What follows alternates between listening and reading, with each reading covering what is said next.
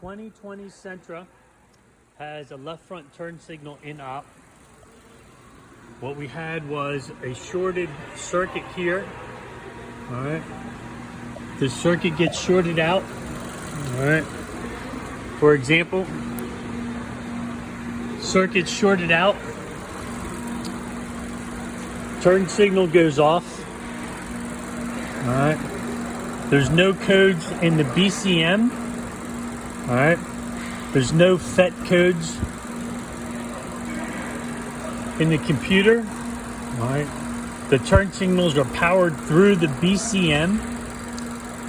You go to the BCM. All right.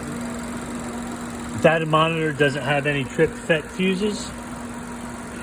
As soon as you go to and clear erase,